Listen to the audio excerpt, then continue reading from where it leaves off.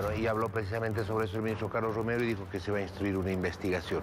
Tenemos a dos figuras importantes acá, les quiero agradecer muchísimo por la invitación que nos han aceptado, para que podamos evaluar lo que ha sido una jornada irregular, ha sido una jornada de movilizaciones, donde han existido dos corrientes diferentes de ver la política, de ver la situación actual que se han movilizado.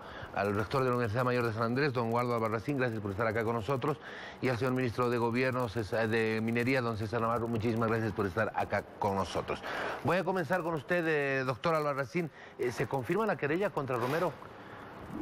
Bueno, primero quiero señalar que cualquier padre, tú que esté en mi lugar, al ver a su hijo tendido en el suelo por el disparo deliberado de cualquier otra persona o autoridad, reaccionaría exactamente como lo estoy diciendo y de repente peor que yo. ¿No es cierto? Hay que estar en los zapatos de un padre que está viviendo esa situación. Segundo lugar, ese disparo estaba dirigido a mi persona.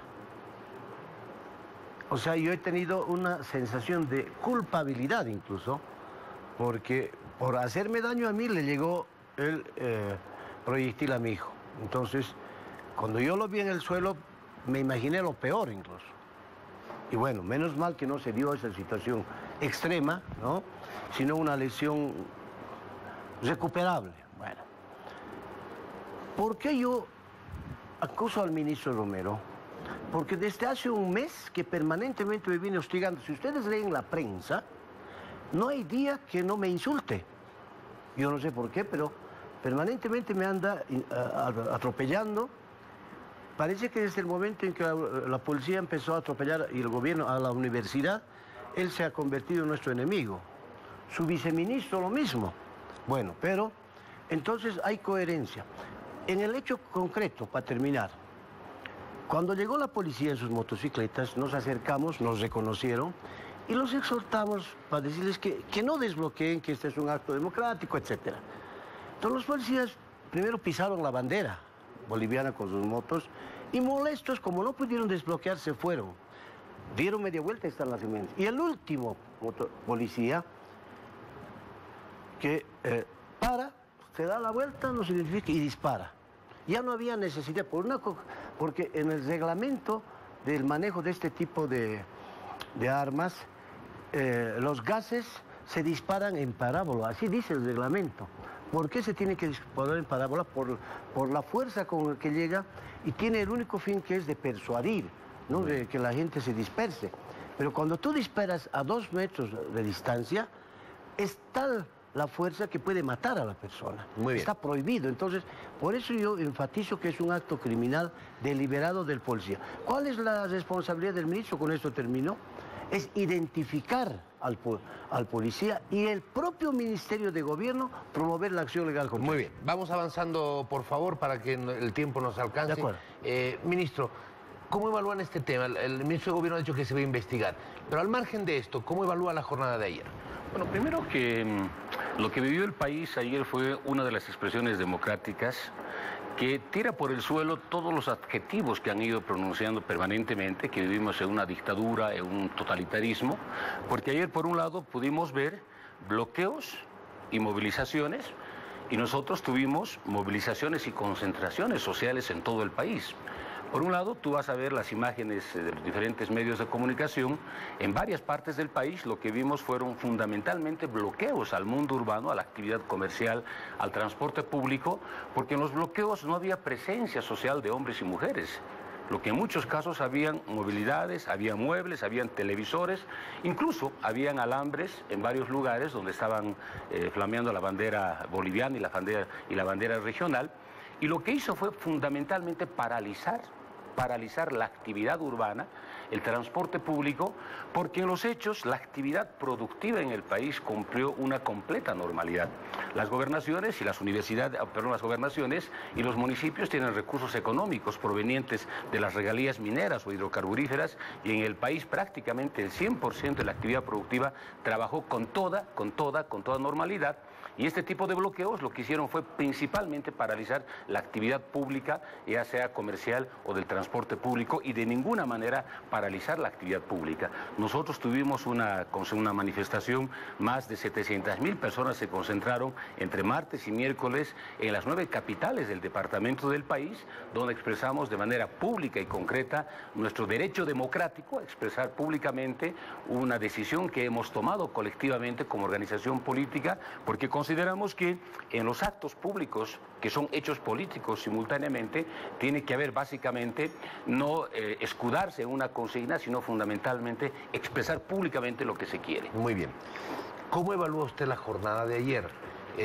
Lo que ocurrió acá en La Paz, lo que ocurrió en otros departamentos, el caso de Santa Cruz. ¿Qué sensación le queda a la oposición y a los colectivos ciudadanos de lo ocurrido ayer? Bueno, para empezar, yo no tengo que hablar, ¿por qué hablar a nombre de la oposición?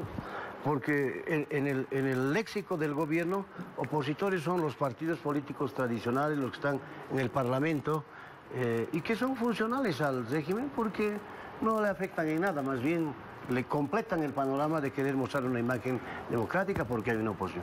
Esa oposición para el pueblo boliviano, la oposición es exactamente lo mismo que es el gobierno. La misma forma de hacer política, la misma forma de abuso cuando ellos gobernaron, etc. Entonces, yo no estoy hablando a nombre de la oposición, estoy hablando a nombre de una ciudadanía, de toda una población que quiere otra cosa en Bolivia y que así como censura las acciones del gobierno, también censura las acciones de la clase política tradicional. Entonces, pero acá no se trata de más que eso, sino de que lo que pasa es que las imágenes solo muestran las marchas del MAS. Y en varios medios sucede eso, entiendo, por la presión económica que ejerce el gobierno sobre los canales. Ayer se han reunido cerca de 100.000 personas en la concentración que ha convocado el CONAD y la universidad. Por si acaso, pusimos esas imágenes antes de entrar a la entrevista. Perfecto. Doctor. Ahora, acá no respondemos ni a unos ni a otros, para que quede muy claro. De esas 100.000 personas, no se ha repartido fichas, no se ha presionado, no se ha amenazado con destituir personas, porque la mayoría de la gente que va a asistir en el caso del gobierno son funcionarios públicos, pero además van presionados y muchos de ellos incluso han terminado apoyando nuestra demanda, pidiendo que obviamente no se los revele. Entonces, pero el tema acá no es de quién tiene más músculos. Aprovechando la presencia de mi amigo acá, el ministro, que somos amigos de lucha de muchos años, de lo que se trata es en qué momento va a haber una reflexión profunda en el gobierno para entender que hay una causa fundamental que está ocasionando todo esto. Y es el pisoteo de la Constitución, es la utilización grosera del órgano judicial con fines exclusivamente de subordinar justamente al órgano judicial para lograr situaciones favorables. Entonces, yo lo que planteo acá es que si se dice que hay convicción democrática, ¿por qué no se respeta la Constitución? Y finalmente, ¿por qué no se escucha a toda esa gente que desde hace tiempo está pidiendo que se respeten los resultados del 21 de febrero de 2016? Muy bien, por favor, la respuesta, ministro. Primero que las movilizaciones de ayer fueron básicamente como un chairo político, porque en ese chairo político confluyeron desde Sánchez Beasaín en Estados Unidos con su Twitter, Samuel Doria Medina, el gobernador de Santa Cruz, y los colectivos, entre comillas, ciudadanas, coincidieron en una sola consigna. Y la consigna es el antievismo, punto. Ese es un hecho político claro. Sí, el doctor Álvaro Alsín, como rector de la universidad, democráticamente electo, hace su crítica al gobierno y también a la oposición y dice: nosotros no vamos a hablar, y tiene todo el derecho de decir, no vamos a hablar por la oposición, pero al ser una manifestación y una movilización política, tiene también su propia característica política, y ahí tiene que decirnos evidentemente, si no estamos con la oposición, no estamos con el gobierno, somos una alternativa política, y ahí pasa también, Waldo, y tú sabes perfectamente, que las movilizaciones sociales tienen que tener un acápite altamente importante y tienen que tener su valor político. En el caso nuestro, nosotros no somos un club de amigos, no somos un chairo político, somos una organización política que no está administrando el gobierno, sino que está transformando y construyendo una nueva institucionalidad estatal, productiva y económica en el país. O sea, no somos un gobierno que administra la cosa pública, sino que tiene una dimensión sustancialmente diferente. Y nosotros le estamos presentando al país no simplemente un liderazgo, sino una estabilidad y una concepción y una visión de largo plazo. Por lo tanto, nosotros no estamos acudiendo a las calles para reiterar consignas que tienen fundamentalmente impactos mediáticos, porque si tú ves en diferentes lugares vamos a encontrar consignas mediáticas reiterativas que paulatinamente quieren hacernos presentar a nosotros como si tuviésemos fundamentalmente una imagen negativa y dictatorial. Y eso es completamente falso.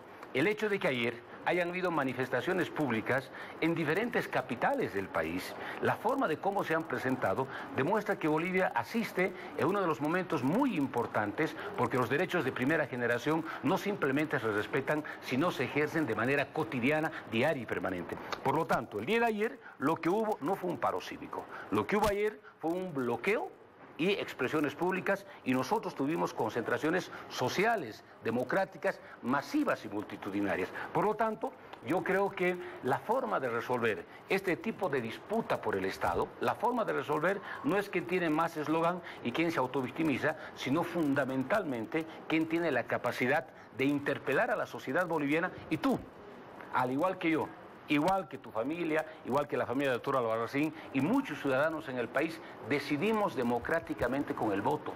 Y el voto define la titularía política del gobierno y del Estado. Entonces, ese es el momento sustantivo de la democracia. Cuando te consultan a ti, tú vas a votar y decides. Por lo tanto, nosotros consideramos que esta aparente dualidad o esta aparente bifurcación, entre comillas, de poderes, para nosotros tiene fundamentalmente un sentido mediático, y la única manera de resolver es por la vía democrática, como siempre lo hicimos, y el 2019 será el momento político democrático de esta resolución. Muy bien, muchísimas gracias. Rescato en 30 segundos las palabras del ministro. Él ha dicho que es el pueblo finalmente el que decide en las urnas. Ese pueblo ha decidido por el no, y eso es lo que no se quiere cumplir.